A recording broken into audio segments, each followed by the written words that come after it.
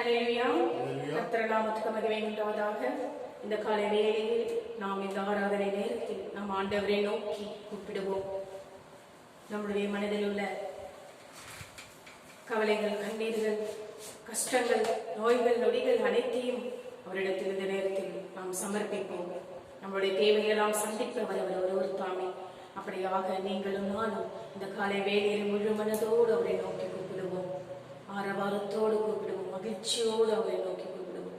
நம்முடைய கூக்குரலுக்கு செவி கொடுத்து கேட்டு தகுந்த பலனை தருபவர் அவர் ஒருவர் மாத்திரம். அப்படியாக இந்த காலை வேளையில் வராத நேரத்தில் நாம் அவரை துதித்து மகிழ்ந்து பாடுவோம். அவருடைய வார்த்தைக்கு செவி கொடுத்து கேட்டு நம்முடைய வாழ்க்கையில் அவருடைய வார்த்தையின் பிரகாரம் நாம் முன் செல்ல நாம் இந்த நேரத்தில் அவரை நோக்கி கூப்பிட வேண்டும். அப்படியாக இந்த பாடல்களின் மூலமாக நாம் பாடி துதிக்க மகிழ்ந்து பாட நாமே மகிழ்ச்சியோடு நாம் ஆரவாரத்தோடு அவரை நோக்கி துதித்து பாடுவோமாக. கர்த்தர் நாமத்துக்கு மகிமை உண்டாவதாக. ஆமென். ஹல்லேலூயா.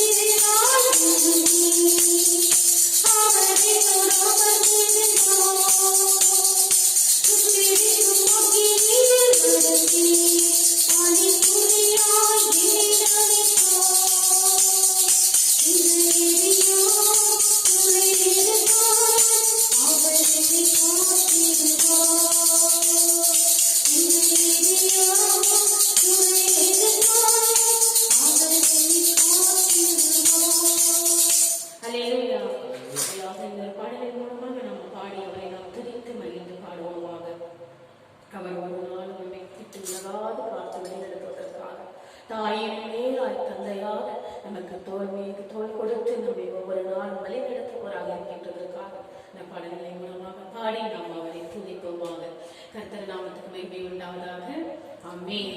ஹல்லேலூயா.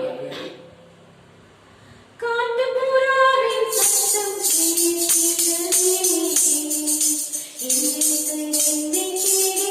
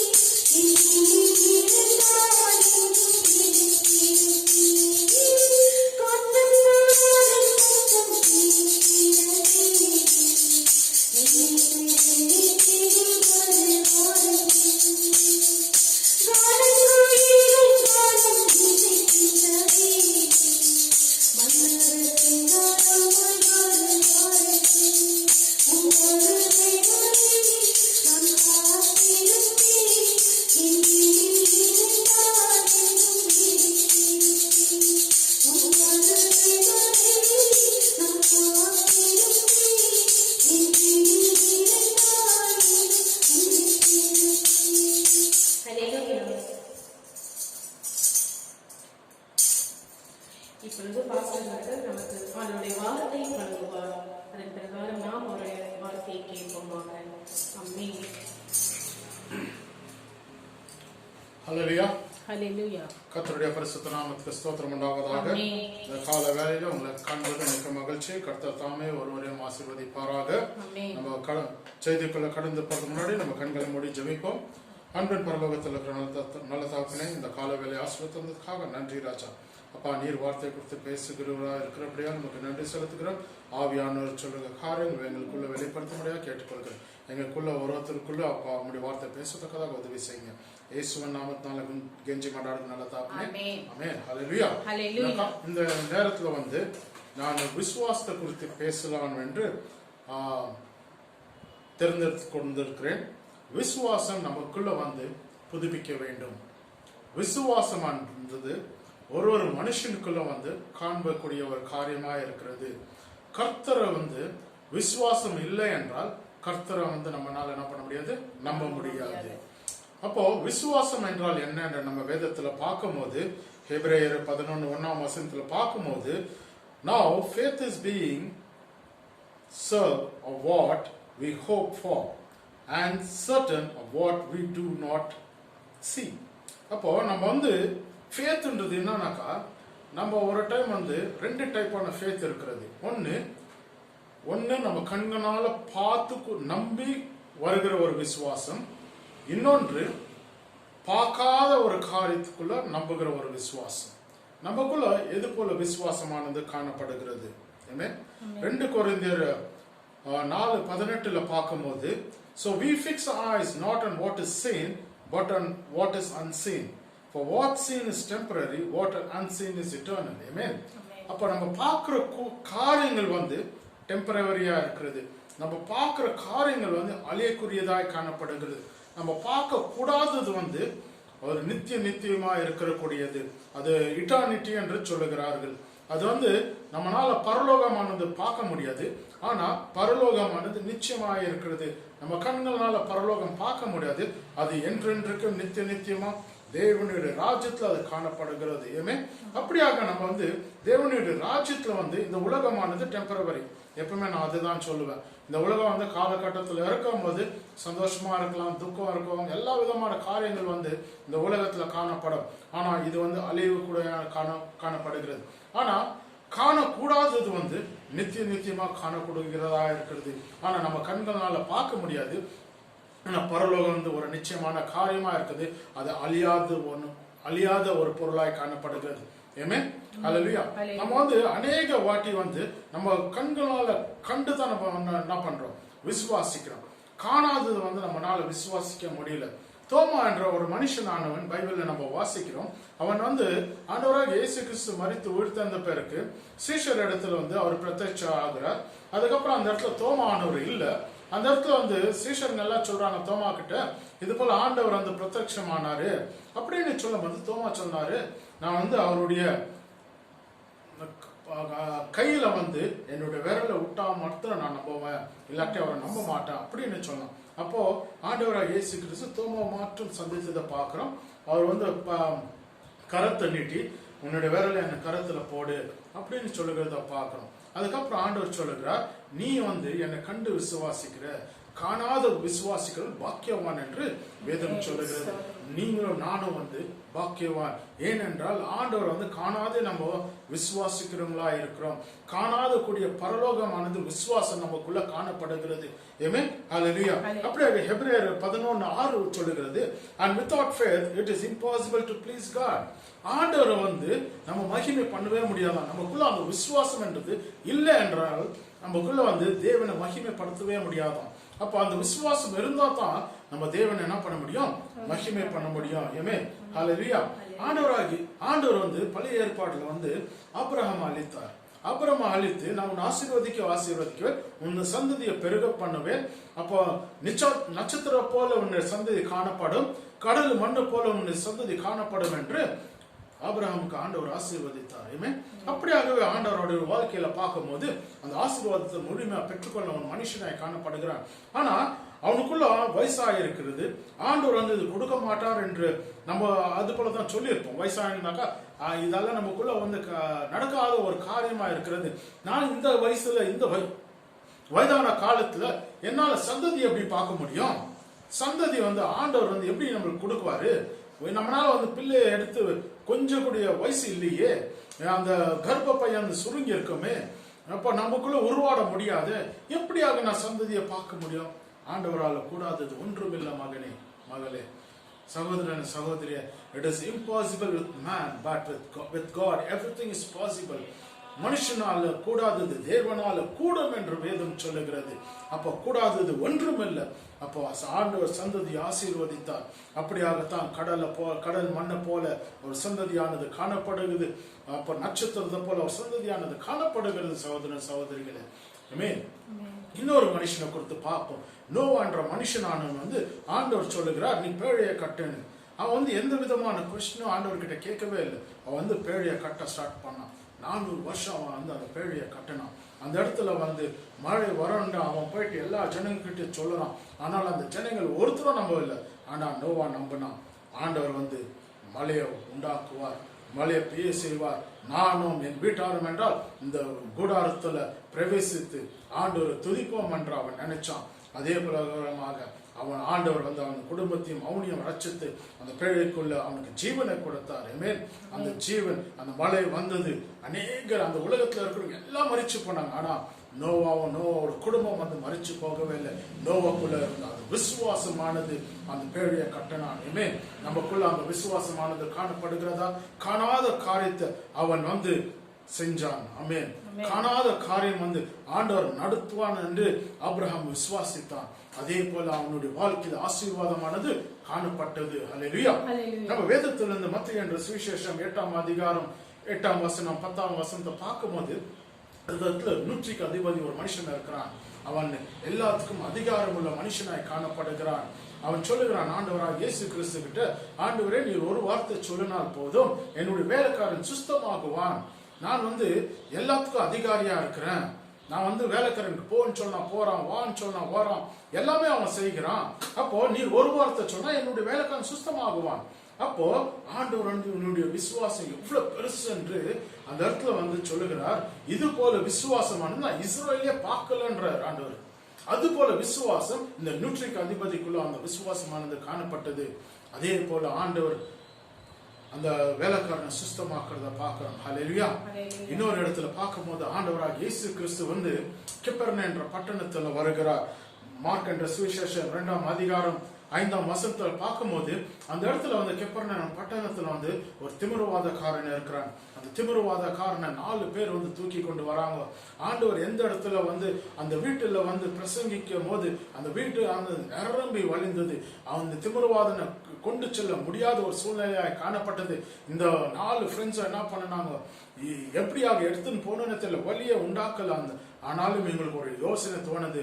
அவங்க கூரையை பிரிச்சு கூரையிலேருந்து அவங்க என்ன பண்ணாங்களா, அந்த திமிரவாதனக்காரனை இறக்கினாங்களாம். ஆண்டவர் இவங்களுடைய விசுவாசத்தை கண்டு, உன்னுடைய விசுவாசம் உன்னை ரச்சித்து, உன்னுடைய பாவம் மன்னிக்கப்பட்டது, எழுந்து நட என்று சொன்னார். அவனுக்குள்ள இருந்த அந்த திமிரவாதம், அவனுக்குள்ள இருக்கிற லெப்பர்சியானது விட்டு போனது என்று வேதத்துல வாசிக்கிறோம். ஹல்லேலூயா. அப்படியாக இன்னொரு இடத்துல நாம பார்க்கும்போது ஆண்டவராக இயேசு கிறிஸ்து சீஷரோட கூட அந்த கடல்ல வந்து வரும்போது, போட்ல வரும்போது காத்து புயல் அடித்து கொண்டு இருந்தது. அந்த இடத்துல ஆண்டவராக இயேசு கிறிஸ்து அந்த படகுல வந்து அடியில படுத்து கொண்டு இருக்கிறார். இவங்களுக்குள்ள ஒரு பயம், எங்க நம்ம மறித்து போடுவோம், எங்க இந்த கப்பலானது தூக்கி தண்ணீர்ல வீசப்படுமா அப்படின்னு ஒரு பதற்றமானது உண்டாக்கிட்டு. ஆனா ஆண்டவராக இயேசு கிறிஸ்து இந்த இடத்துல இருக்கிறார்.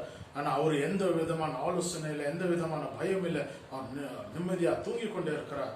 ஆனா இங்க இருக்கிற சீஷர்கள் எல்லாம் அவரை தட்டி எழுப்பி, ஆண்டவரே நாங்கள் மறித்து போகிறோம், நீங்க என்ன இப்படி தூங்கி கொண்டு இருக்கிறீங்க, நீங்க வந்து எழுந்துருங்க அப்படின்னு சொல்றாங்க. நம்ம இங்கதான் தப்பிச்சு போனோம் அப்படின்னு சொல்லும் போது ஆண்டவர் சொல்றார், அற்ப விசுவாசி என்றார், யூ ஆஃப் லிட்டில் ஃபேத் என்றார். அப்பவே இமீடியட்டா என்ன பண்றாரு, அந்த கடலையும் அடுக்கிறாரு.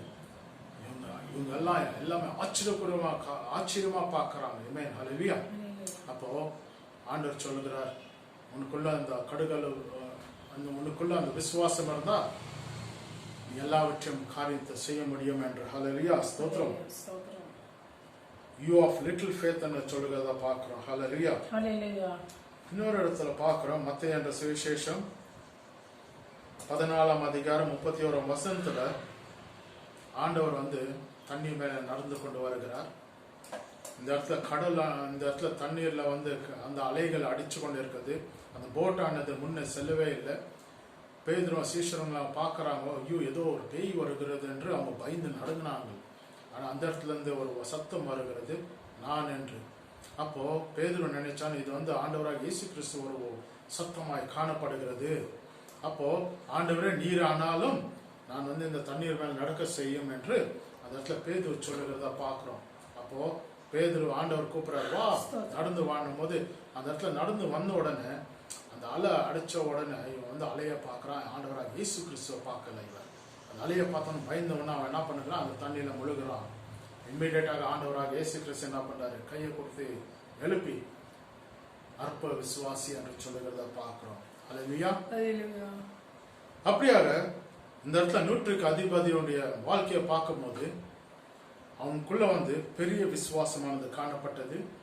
இந்த இடத்துல பார்க்கும்போது சின்ன விசுவாசம் காணப்பட்டது. இங்கிலீஷ்ல ஸ்மால் ஃபேத் இருக்கிறது, கிரேட் ஃபேத் இருக்குது.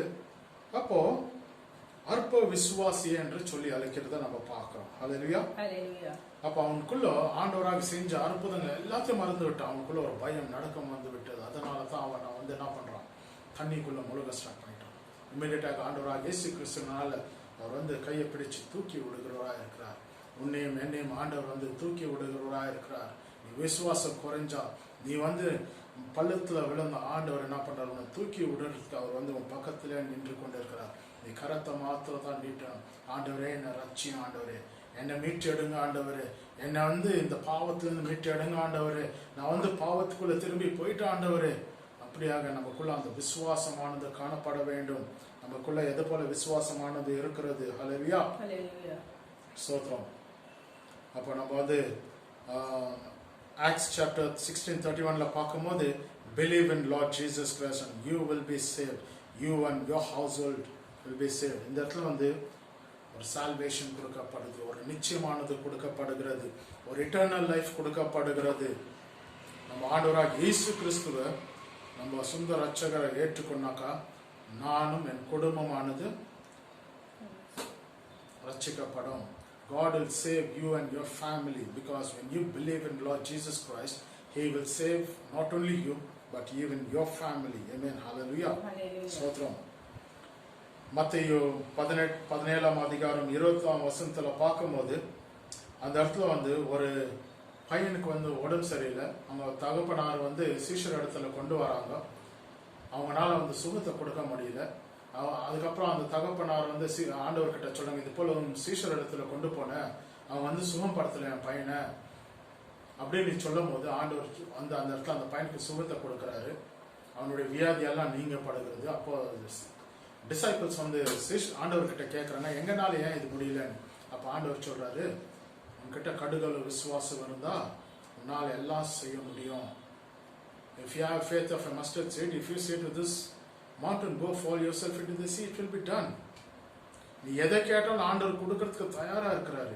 உனக்குள்ள அந்த கடுகால விசுவாசம் காணப்படுகிறதா? உனக்குள்ள எது போல விசுவாசம் காணப்படுகிறது? பெரிய விசுவாசம் இருக்கிறதா? சின்ன விசுவாசம் இருக்கிறதா? கடுகளவு விசுவாசம் இருக்கிறதா? எனக்கு ஜுரம் மாத்திரம் வரும்போது, வியாதி மாத்திரம் வரும்போது ஆண்டவரே நீ தொட்டா சுகமாக்கும், அது போல விசுவாசம் இருக்கிறதா? எது போல விசுவாசம் உன்கிட்ட காணப்படுகிறது?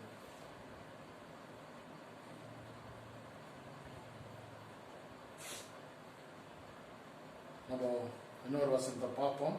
மத்தேயு 9ஆம் அதிகாரம் 22ஆம் வசனத்துல பார்க்கும்போது ஒரு ஸ்திரீயானவள் வந்து 12 வருஷம் போக்கு அவளுக்குள்ள காணப்பட்டது.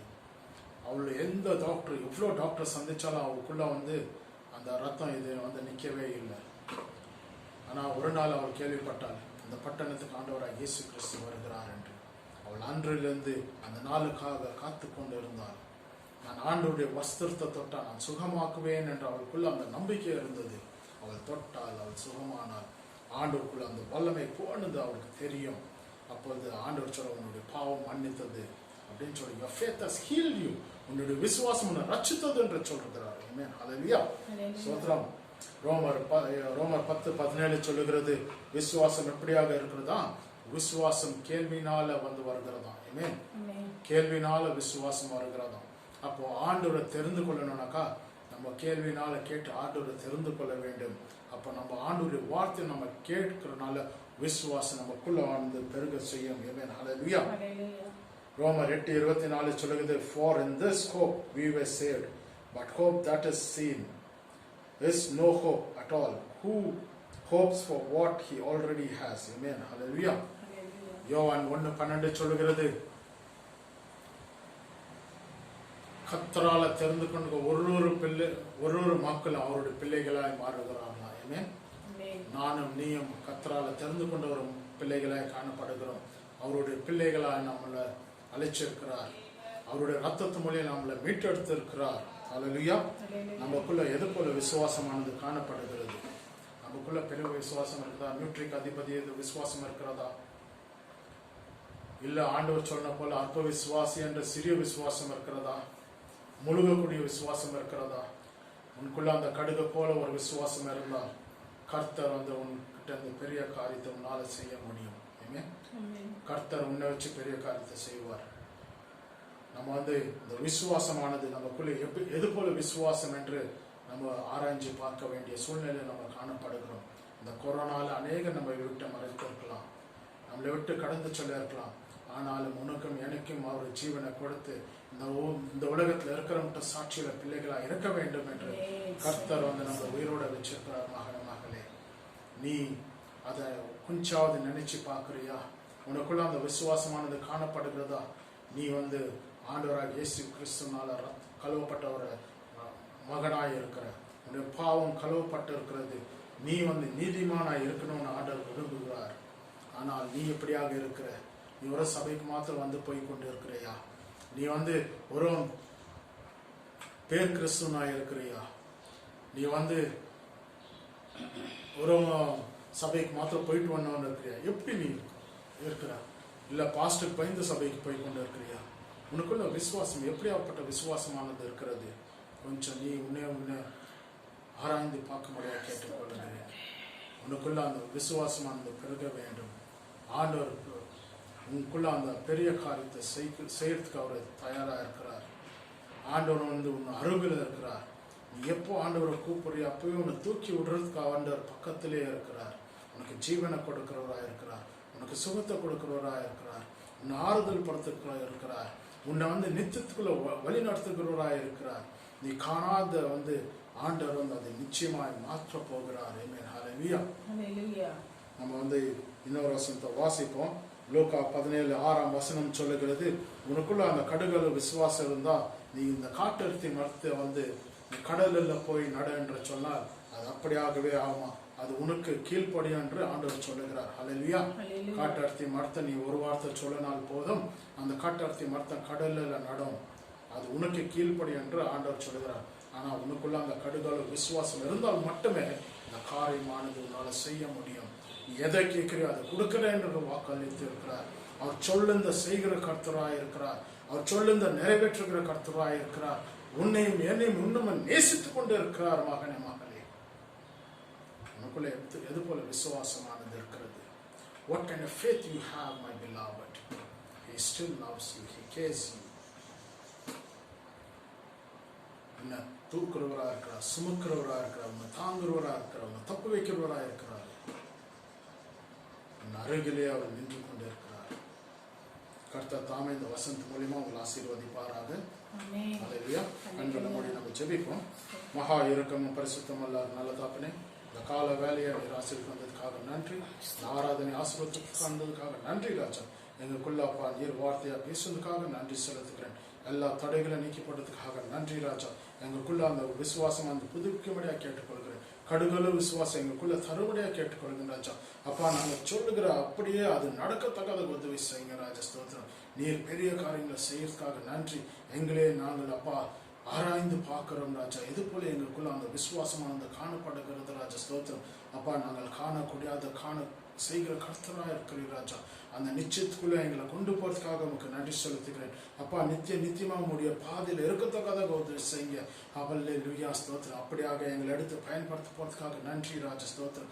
இயேசுவே உம்முடைய வல்லமையை ஊற்றுங்க ராஜா ஸ்தோத்திரம். உம்முடைய ரத்தத்தால் எங்களை சுத்திகரித்ததுக்காக நன்றி. பிள்ளை பாக்கியத்தை கொடுத்தபடியால் நன்றி செலுத்துகிறேன். புத்திர சுகத்தை கொடுத்தபடியால் நமக்கு நன்றி செலுத்துகிறேன் ராஜா. Hallelujah, Lord, you. Thanks for blessing us, our Master. Thanks for crowning us to be thy children, our Master. Thank you. Thank you for the faith which you have given to us. Thank you for the renewing. Thanks for the revival in our life, our Master. You bless us, our Master. You protect us, Lord. We God, we submit everything into thy hand. In Jesus' matchless name, I pray. Amen. Yesu Christu நாமத்தினால கெஞ்சி மன்றாடும் நல்ல தகப்பனே. Amen. என் ஆத்துமாவே கர்த்தரை ஸ்தோத்திரி, என் முழுமுள்ள அவருடைய நாமத்தை ஸ்தோத்திரி. என் ஆத்துமாவே கர்த்தரை ஸ்தோத்திரி, கர்த்தர் செய்த சகல உபகாரங்களையும் மறவாதே. ஆமென். நம் ஆண்டவராகிய இயேசு கிறிஸ்துவின் கிருபையும் பிதாவுடைய அன்பும் பரிசுத்த ஆவியுடைய அன்யோன்யமும் நம்மளோடு கூட ஆண்டவராகிய இயேசு கிறிஸ்து வரும் மற்றும் சந்தோஷ சமாதானம் நிலைத்திருப்பதாக. ஆமென். ஹல்லேலூயா. ஹல்லேலூயா. ஹல்லேலூயா. கர்த்தர் தாமே உங்களை ஆசீர்வதிப்பாராக. ஆமென்.